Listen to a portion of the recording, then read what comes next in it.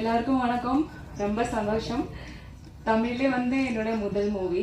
அதை விட தமிழ்ல ஒரு ஃபங்க்ஷன் நான் அட்டென்ட் பண்ணது இது முதல் தடவை. ரொம்ப சந்தோஷம். நமக்கு தெரியும் சரப்ப சொன்ன மாதிரி தெலுங்கு கன்னடாவிலே வந்து சூப்பர் ஹிட்டான மூவி. அப்போ அந்த மூவியில் எனக்கு ஒரு இம்பார்ட்டன்ட் கேரக்டர் கிடைச்சிருக்கா. ஸோ டேரக்டர்கிட்ட ഞാൻ நன்றி சொல்கிறேன். அதுபோல் நம்ம க்ரூக்கிட்டே. அதை விட நான் சோனியம்மாவோட ஒரு பெரிய ஃபேன் மேம்.